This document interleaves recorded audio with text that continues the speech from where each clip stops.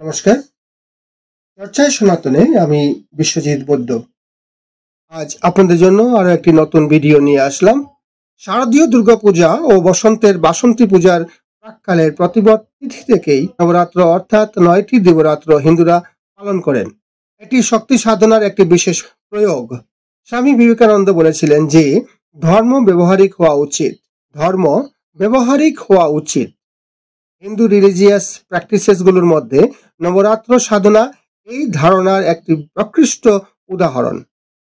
নবরাত্রের প্রতিটি অহরাত্রের কিছু নির্দিষ্ট অ্যাচিভমেন্ট টার্গেট থাকে, যা দশম দিন পর্যন্ত পৌঁছানোর পর সাধক সামগ্রিকভাবে উপলব্ধি করেন এবং নিজেকে বিজয়ী বলে ঘোষণা করেন রাবণ বধ নামক সিম্বলিক পরম্পরার মাধ্যমে।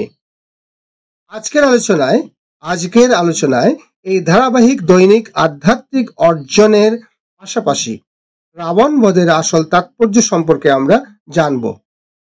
শ্রী মানিক শুক্লাজির এই সুগভীর আলোচনাটি জিজ্ঞাসু ব্যক্তিগণের অনেক ভালো লাগবে। আসুন মাতৃবন্ধনার মধ্য দিয়ে আমরা আজকের এই ভিডিওটি শুরু করি। দেবী প্রপন্নারতি হরে প্রসীদ প্রসীদ মাতর্জগৎকিলস্য প্রসীদ বিশ্বেশ্বরী পাহি বিশ্বম ত্বং ঈশ্বরী দেবী চরাচরস্য সর্বমঙ্গলমঙ্গলে শিবে সর্বার্থসাধিকে শরণ্যে ত্র্যম্বকে গৌরী নারায়ণী নমস্তুতে।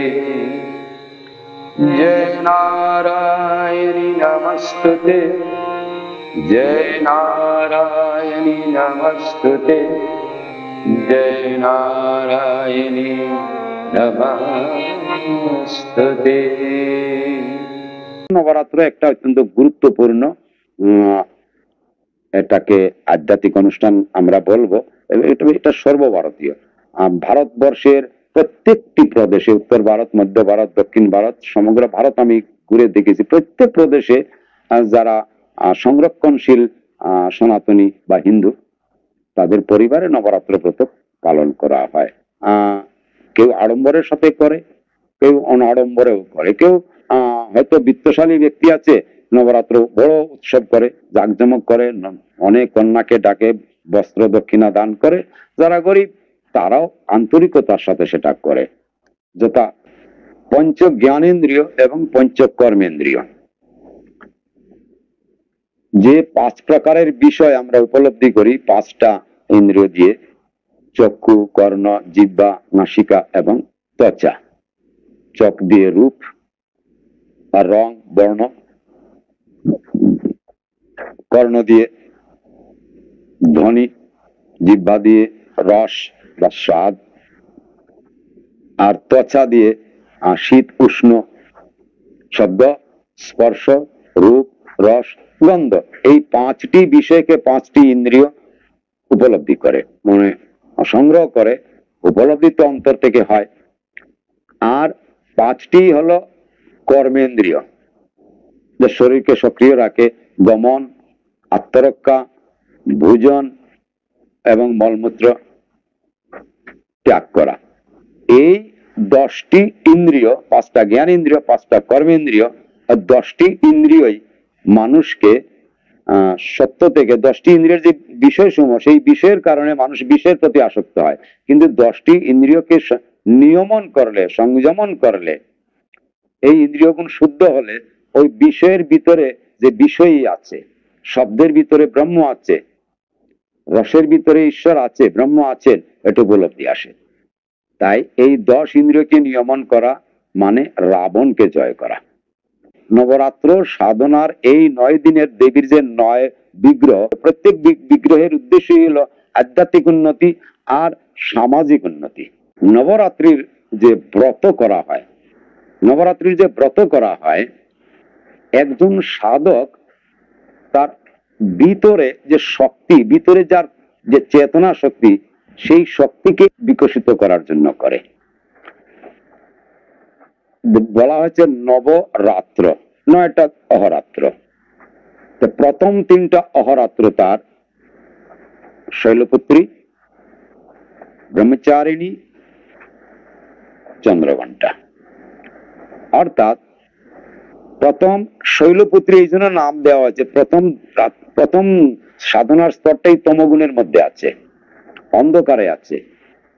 দ্বিতীয়টা ব্রহ্মচারিণী, তখন সে কি করতেছে, রজগুণের সাধনা করতেছে। তৃতীয়টা চন্দ্রঘণ্টাতে সত্যগুণের সাধনা করেছে। এই সাধনা করার জন্য তার শরীরকে কৃচ্ছ ব্রতের দ্বারা, অর্থাৎ শারীরিক তিতিক্ষার দ্বারা নিজেকে সংযত করবে। তমগুণ এই তিতিক্ষার সবচেয়ে বড় ঘোরতর শত্রু। অলসতা, জড়তা, অজ্ঞতা, জ্ঞানে অরুচি, আর ভোজনের প্রতি লালসা এবং নিদ্রাকে ভালোবাসা, এগুলো তমগুণের লক্ষণ। তে সে অনুসরণ করে, উপবাস করে, কি করবে, তার ক্ষুধাকে সংযমন করবে। তারপরে জপ ধ্যানের দ্বারা তার রজগুণকে বৃদ্ধি করবে। তারপরে তার ভিতরে তৃতীয় দিবসে সে বাক্যকে সংযম করেছে, ক্ষুধাকে সংযম করেছে, নিদ্রাকে সংযম করেছে, লোভ লালসাকে সংযম করেছে। পরিণাম স্বরূপ তৃতীয় দিন চন্দ্রঘণ্টা তার আত্মশক্তির কিছু বিকাশ ঘটবে, আর এই বিকাশের জন্য সে সামগ্রিকভাবে বিচার করার ক্ষমতা পাবে। তার ভিতরে একটা প্রেরণা জাগবে, একটা আশা জাগবে, আর তার সামগ্রিক বিচার ক্ষমতা জাগবে তার। তাইলে যে 3টা দিনে সে কি করলো, তমগুণ, রজগুণ, সত্যগুণের উপরে উঠলো, অর্থাৎ সে গুণকে জয় করলো।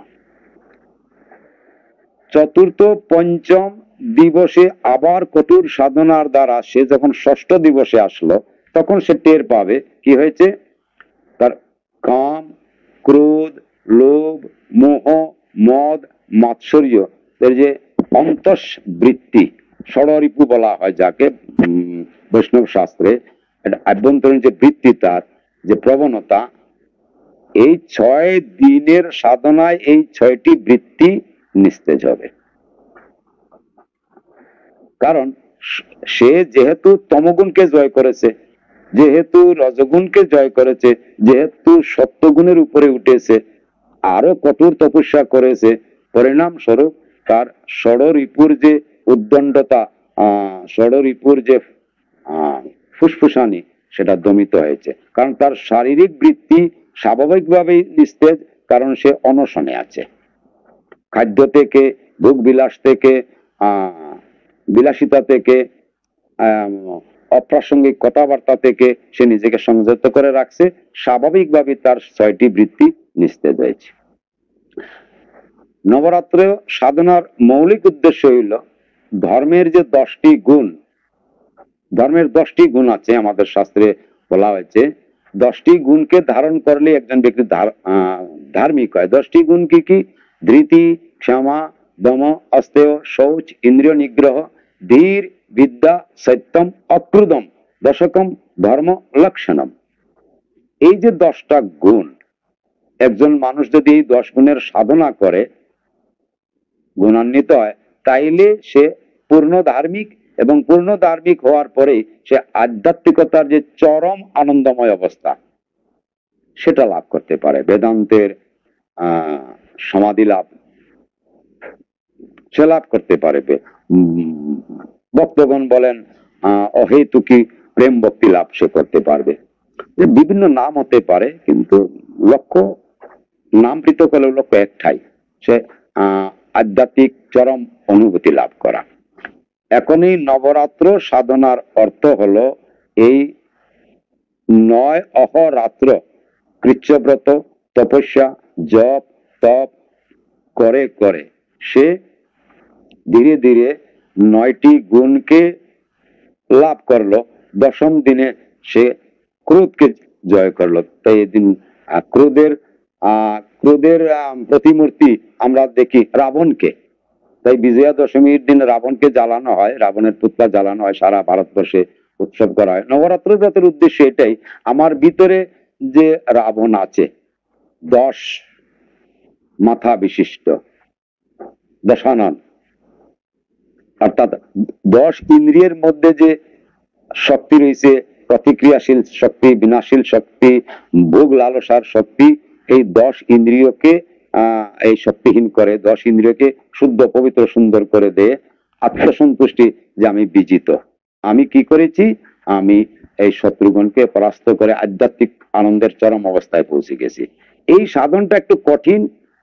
এটা আমাদের সমাজে আমাদের বৈদিক ঋষিগণ একটা সংস্কারের মাধ্যমে সমাজকে এটা শিখিয়েছেন।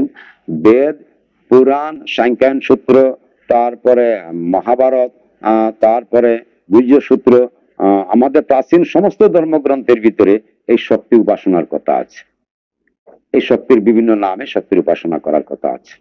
আধ্যাত্মিক দিকটা হলো আত্মার বা চেতনাকে এইভাবে গড়ে তোলা কঠোর কৃচ্ছব্রতের মাধ্যমে। কৃচ্ছব্রত অর্থাৎ শরীরকে তাপিত করা, শরীরের ইচ্ছা মতো না চলা।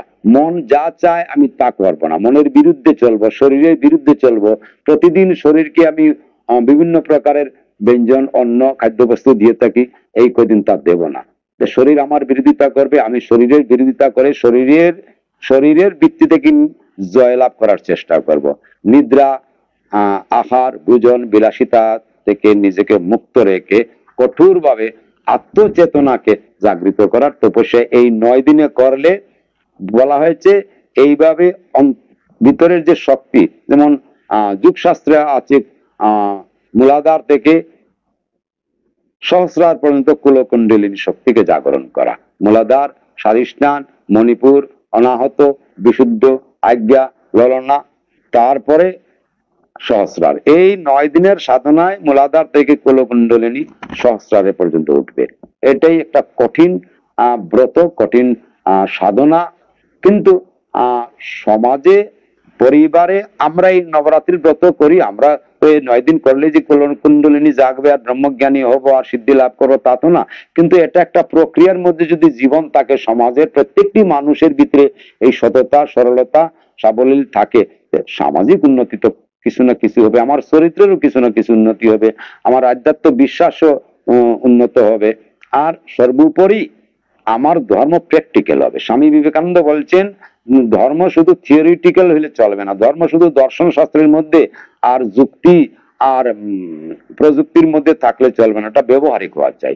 নবরাত্র ব্রত একটা ব্যবহারিক দিক হলো এইটুকু, যে ব্যবহারিক দিকটা থাকা চাই। যারা কঠোর সাধনা করেন, বনে জঙ্গলে সাধন করেন, ব্রহ্মচর্য পালন করেন, কুলকুণ্ডলিনী জাগরণ করেন, গুরুর সান্নিধ্যে থেকে জপ, ধ্যান, বিভিন্ন আসন প্রাণায়াম করেন, সে আলাদা ব্যাপার। আর এই নবরাত্র গৃহস্থ মানুষ করতে পারবে। বৎসরে 2 বার করায়, 6 মাস পরে, 6 মাস পরে পরে একবার আসে, একটা উত্তরায়ণে একটা দক্ষিণায়নে। বৎসরে 6 মাস পরে 9 দিন একটু কৃচ্ছব্রত করলাম, একটু মনকে সুন্দর করার চেষ্টা করলাম, একটু বিচার বুদ্ধিকে সূক্ষ্ম করলাম, বিচার বুদ্ধি জগতের ভোগ বিলাস থেকে একটু দূরে রাখলাম। আর এই প্র্যাকটিস গুলার মাধ্যমে পরিবারে যারা বাচ্চা আছে, নবরাত্রি কি করে, 9টা কন্যাকে পূজা করায়, কুমারী কন্যাকে পূজা করায়। কুমারী পূজা আমাদের শক্তি সাধকগণের একটা বিশেষ পূজা। রামকৃষ্ণ পরমহংসদেব করেছেন, স্বামী বিবেকানন্দ করেছেন। আর এই পূজার মাধ্যমে কুমারী কন্যা যারা, তাদের ভিতরে এই যে সততার বীজটা ঢুকিয়ে দেওয়া। তারা ছোটকাল থেকে বুঝুক যে আমরা পবিত্র, আমরা সুন্দর, আমরা উজ্জ্বল, আমরা আরো পবিত্র, আমাদের বৌদ্ধিক প্রগতি করব, বিচার শক্তিকে সূক্ষ্ম করব। 10 হাত মা দুর্গার, তাই আমরা সামগ্রিক ভাবে 10 দিক বিচার করে কাজ করার ক্ষমতা লাভ করব। এইগুলো প্র্যাকটিক্যাল ব্যাপার। আমরা এই চ্যানেলের মাধ্যমে সুপণ্ডিত ব্যক্তিগণের মত বিনিময়ের দ্বারা একটি আলোচনার পরিবেশ গড়ে তুলতে চাই। তাই অনুরোধ রাখবো, কমেন্ট সেকশনে গিয়ে আপনিও এই বিষয়ে গঠনমূলক এবং তথ্য সমৃদ্ধ মতামত লিখে পাঠান। ভিডিওটি ভালো লাগলে একটি লাইক দিয়ে যাবেন এবং যতটুকু সম্ভব শেয়ার করুন। চ্যানেলে নতুন হলে বা সাবস্ক্রাইব না করে থাকলে এখনই সাবস্ক্রাইব করে বেল আইকনে চাপ দিয়ে ঘন্টি বাজিয়ে রাখুন। ভিডিওটি দেখার জন্য অনেক অনেক ধন্যবাদ। নতুন এপিসোডে আবারও দেখা হবে।